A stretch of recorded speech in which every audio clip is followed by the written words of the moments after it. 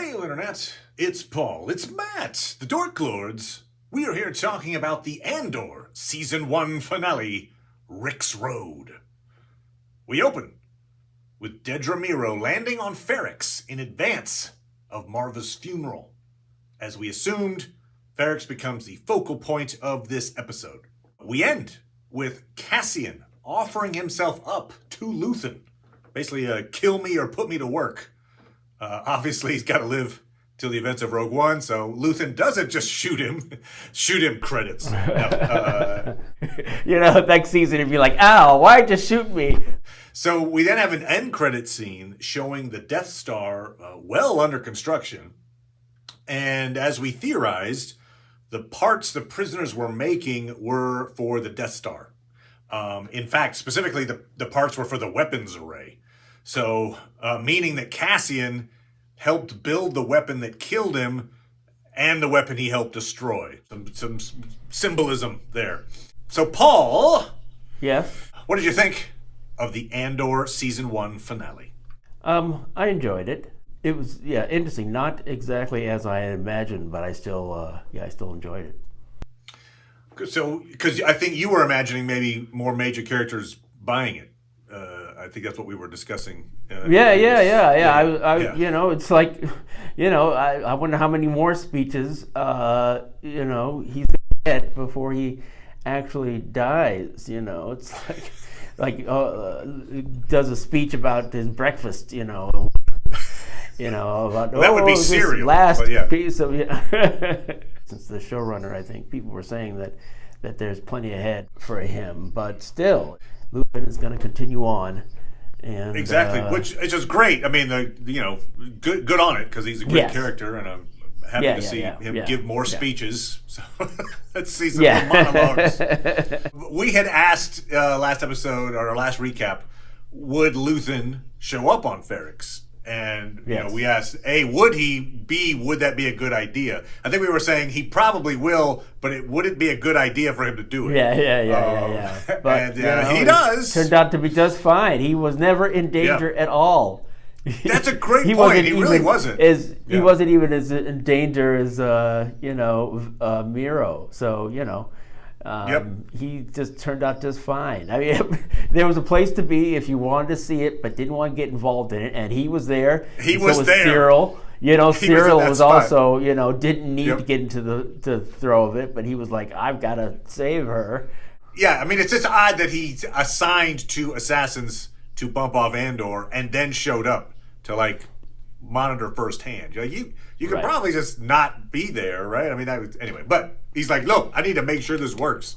So he's there to basically ensure that Cassian gets killed before he can talk. Yeah. But I think it's important too that not important, but it was nice to see him there for Marva's speech. Right, and in fact, that's what we get out of it. I mean, first we get the ending where he's there on the planet so that Cassian can surrender to him, essentially. But we also get that he sees firsthand the effects of Aldhani in some ways, right? What he spawned. He wanted the Empire to push so hard that the people would respond, and he gets to actually see it in action. Yes. This is what I have wrought, kind of thing. So it's paying off for him, certainly. Yeah. Again, it is an inspirational speech. Great writing again. Two awesome speeches. I mean, both in voiceover, actually. So one is the manifesto monologue, where he's talking about the fragility of tyranny and how it's so much effort to be like a totalitarian state that if you just keep pushing at it, eventually the one thing will push it too far. And then it's interesting that they just introduced the concept of it, introduced the character who made it, and then showed it at least a few times in terms of Vel offering it to him, saying that it was important that he have it, and then we seeing it once Cassian returned back to the beach planet or whatever. We just hear it playing. It's not even like he's sitting listening with his ear pods in or anything. Right. It's part of that. What finally motivates him to ultimately go and say, kill me or take me in. Yeah. I think part of that is that manifesto. And then Marva's eulogy, her self eulogy, speaking from beyond the grave. Yes. That's which is great because I didn't expect that at all. It was right. It was like it was clever. It was like the city was Ben Kenobi, and she was Princess Leia. Great point. And, Even had the here's droid my message had to you. B2, right? Yes, Showing it. yes, So, another. Yeah, well, that's what they're for. It's maybe That's that was exactly. the first killer feature. Was that they can be used You to can deliver record 3D on it. messages? Yes. Yeah, maybe there was like a commercial, like the Mr. Microphone, like, hey, we're gonna come back and pick you up later. I remember that commercial, Mr. Yes. Microphone. Yeah. That looks awesome. Wow. Project your voice. Okay. Yeah. You can harass women with an amp. Exactly. Like, I don't know that that's the best use for that. So there she is in the town square, and her theme is "We've been sleeping." It was fine. Yes, We had each other. We were doing their work for them, and as long as they left, it was fine. But they are not leaving now. They are not visiting. They're here to stay. Yeah. Yeah. And it's great. It is. It's really powerful. Yeah. The fact that they actually apparently used the band that's playing the eulogy or whatever they were playing live instruments, so it was being played there in real time, and it added to. So then, in other words, the background music was actually being played in real time, so it was great. I thought that really worked well. And there's this, there's a ratcheting of the tension. The actual riot doesn't happen until well into the episode.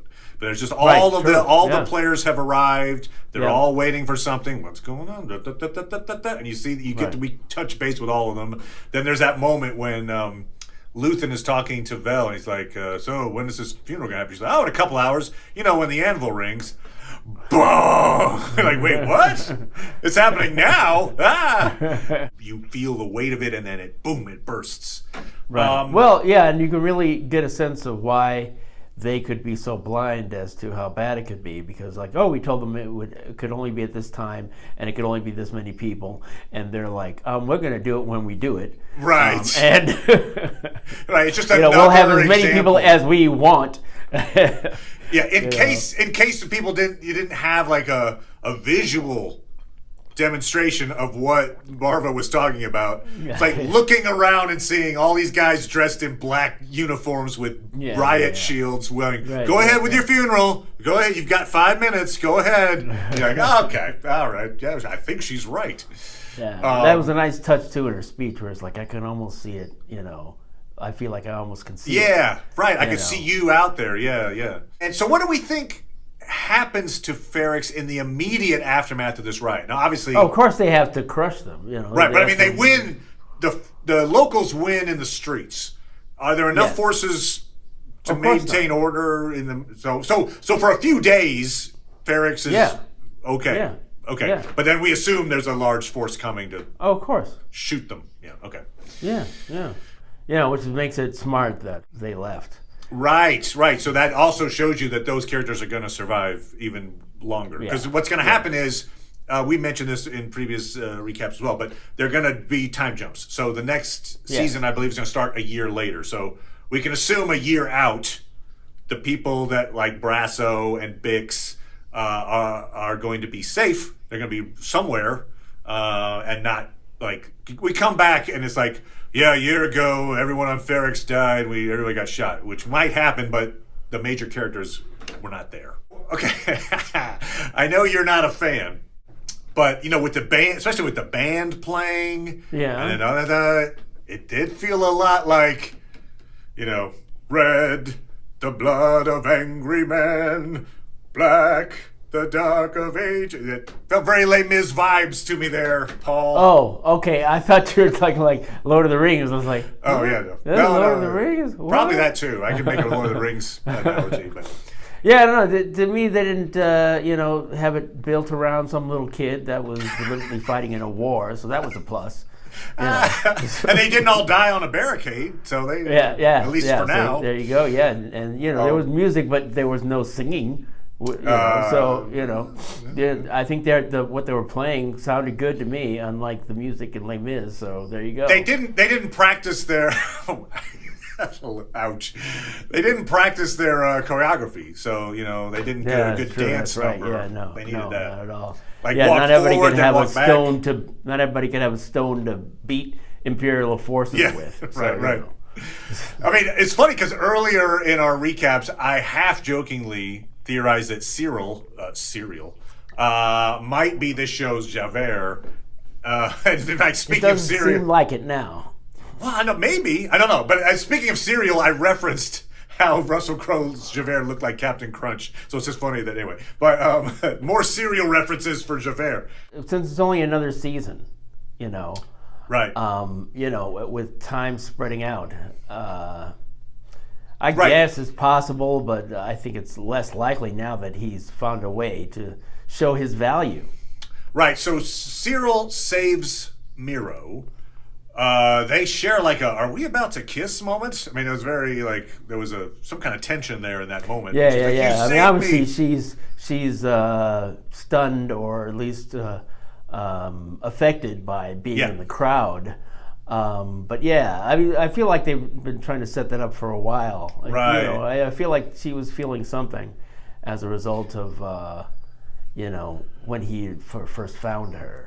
Right, because he was coming off as creepy stalker. Her command, yeah. I mean, one would think that whether they start a relationship or not, I don't know, but they'll at least trust each other and perhaps cooperate in maybe tracking down Andor going forward. I don't know.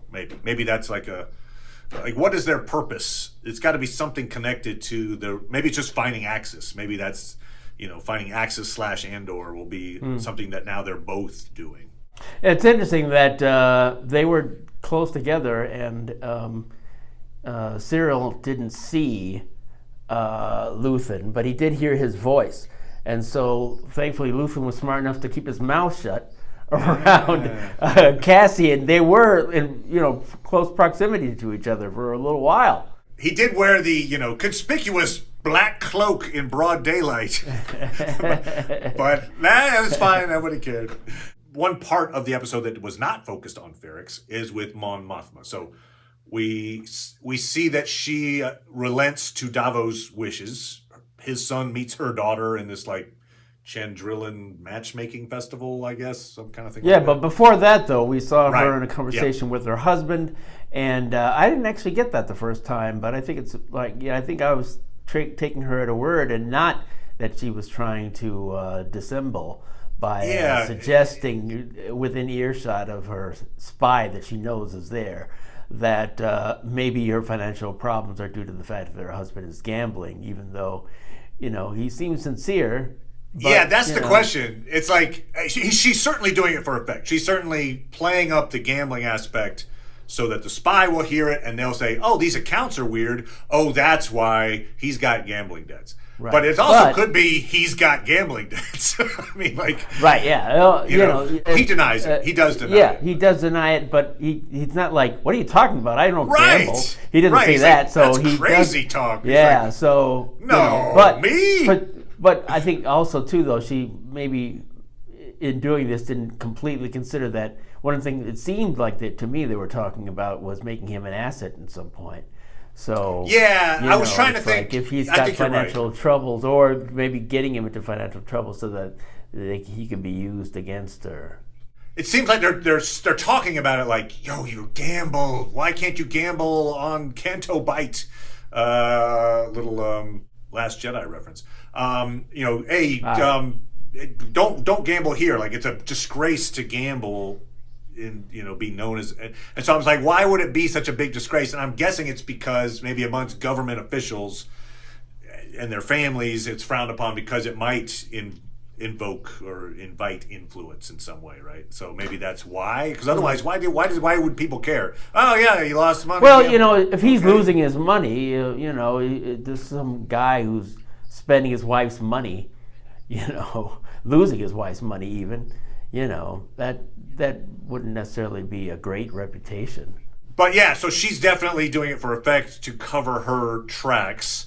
But then she also goes ahead with the Davo plan. So that I assume that means she's going to get that money to replace it in her account from Davo.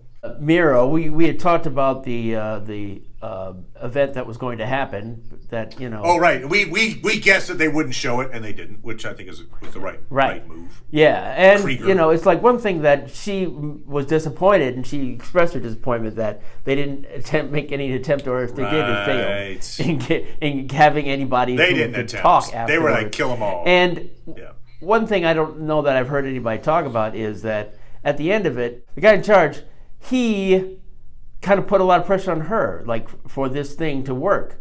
It's like, I mean, yes, he's saying that a primary reason for them to do it that way is so that the Emperor can think, okay, good, you killed those people, great. We got revenge. You can not be on them as much. But, he did tell her, Miro, that she should watch her back. And we see that, that one guy who, he's still around, who her rival, and he could still, cause trouble for her if her reputation is not seen as handling this well. And it's hard to see how it would be. I don't know what they got out of this at all. They certainly didn't get... Well, he also says, like, bring me info Cassie. on Axis if you want to get into the conversation, is the kind of a thing. Because she was like, why didn't you consult me? And he's like, we didn't consult you because we were going to do this for the Emperor. But if you want to be consulted in the future, hey, you bring us Axis, and then you're at the table. It was kind of, I thought, that's what I got out of it. And perhaps her rising up is dependent upon the success of this mission. And part of the reason it didn't succeed is because they killed everybody. If they had rescued somebody, they might have been able to talk to them. Part of the reason, like, tracking down Axis was more difficult in some ways was because... Oh, yeah, you're right. Anybody. Yes. Yeah, no, yeah. If she had been involved, she could have said, okay, at least we got this guy who could give us more information, so if this didn't go well. But no, they killed him, and now it was all down to this, and that failed. Like, in other words, Krieger could lead to Saul Guerrero, which then could easily lead to Luthen, or whatever, that kind of thing. Yeah, and also, too, not only did this not go well, and she didn't get, Cassian, and she didn't find out anything more about Axis, but she lost her prisoner. Biggs got away. Great point. Now, that was pretty heartbreaking too. That moment, which felt very real, but it was just like, oh, when she's like, no, they'll get mad. Yeah. They'll get mad. Yeah. Like, she's really been. She's like, I don't believe I'll actually get out. Yeah. She's like, oh, I dreamt that you came back, and and then she's actually, because she is unwell. Mentally at this point, and so for the fact that she's sitting there in her cell and she sees like this image of Marva talking after death, it almost reinforces like, oh, I'm just in a dream. This is all a big dream. Like, oh man. So she is going to have some years, like 5 years in the season 2. So I feel like she will probably survive a good deal of that time and maybe mend over the years so that she's. But maybe her journey, her arc will be trying to get some sense of herself back, so that by the time the end of season 2 happens, she's Bix again. She could be the one who could succeed the story, after the events of Rogue One. Good point, because there's not a whole lot of folks left. Yeah. We will have Melshi back, obviously, the other prisoner that escaped. He's going to be in season 2 as well, and of course he's in Rogue One. More people survived than I assumed would survive, and so but good on them. That way, we've got more folks to play with in season 2. I really liked this season. I thought they stuck the landing on this last episode. It was a powerful moment there where Cassian is now fully committed to like, fine. You can shoot me, and I think there was a chance. He had to think there was a chance that Luthen would just shoot him. And he didn't. Yeah, although in a way, you could also see it as a sincere sort of like, okay, you were worried about me. All right, you can see that I'm sort of submitting myself to you. And you could say that, if you had no trust after that last their first meeting, right? Because it's sort of like he went to Right. all that trouble, Lothar went all that trouble to find him, to the point where he even endangered himself by making himself known. And so, obviously and I think it's obvious anyway, that if Cassian had went back and they're like, okay, what do we do next, boss? That Yeah. he wouldn't have said, oh, we got to kill you. That's what we have to do next. He wouldn't think that. He was all prefacing his interaction as getting him involved and being, at least for a while, a hired hand that was going to do something, and eventually maybe he would be won over to the cause. But now he's got somebody who's a believer, and so that's I think what he was expressing to him, basically, like, I'm willing to sacrifice myself in this moment, in a way, because everybody should feel this way, where if you're not fighting something, then forget it. It's just not worth living. And I did like the fact that Luthen didn't deny it when he's like, "Yeah, you were just trying to assassinate me." And his response is, "You didn't make it easy." Yeah. Which in some ways, I guess being locked up was actually like ingenious for Cassian. It was like, where did he go? How is he staying off the grid? I can't even find this guy. Powerful ending, a fitting ending. And I like what sounds like what's happening for season 2 is we're going to see like 3 episodes of like a 2-week period. Then we're going to jump forward a year, 3 episodes of another 2 or 3 week period. Jump forward, and then we get all the way up to Rogue One. I think that's really interesting. It will make it a different feel than this season, which I think is interesting. Sure. And I look forward to it. Yeah, this is up in the upper, certainly the top tier of shows. But, hopefully the following year. I think they're filming it now, so I think they're starting to film it now, but it's not going to be next year. Another quality show. So hats off to Andor. Didn't think it was going to be, before it started. I thought it'd be good, but I was like, well, I guess coming off of like Boba Fett, you're like, okay, we'll see how this is. No, yeah, great. you could have said, I hope it's at least as good as The Mandalorian, right? Or and to me, this takes on the best of Star Wars, so agreed. It takes on Empire Strikes Back. And puts itself out there with Game of Thrones, and even although it's a different kind of show in some ways, but one of the writers is certainly from there, House of Cards, and Succession and other shows like that, where it's like, okay, we're going to really put some effort into the drama of the show, and they right. Hopefully. I know that the ratings have not been that great for the show, and they're doing some it's a real by shame. putting it on Hulu and ABC. And hopefully, actually, that they have a long time now between the end of this season and the beginning of the next one for people to discover it and talk about it. Yeah, right. Quality, you would think, would win out. Like, they're going to be like, it's a good show. Great. Okay. Yeah. And there's like somebody I know who's not a Star Wars fan, but be like, this is worth watching. Even if you don't watch any Star Wars at all, this is still a good show. It makes you think a lot about fascism, and anybody who doesn't realize that and gets upset about how this show exists compared to the other shows, it's like, this can tell people who really like quality drama that this is something to pay attention to.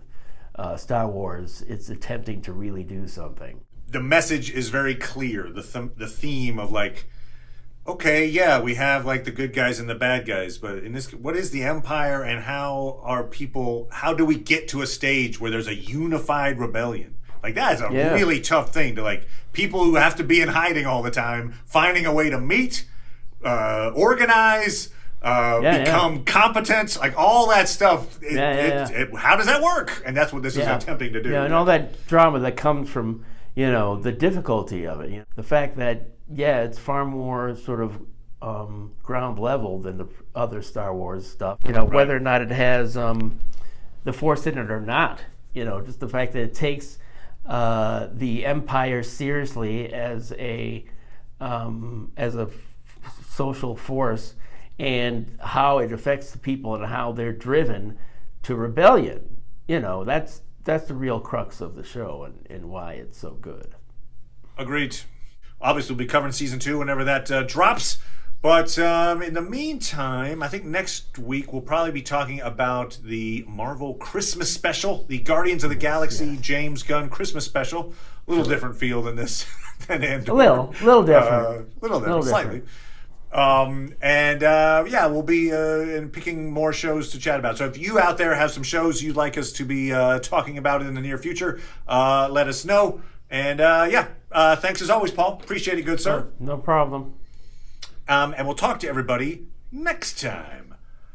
Bye. Bye.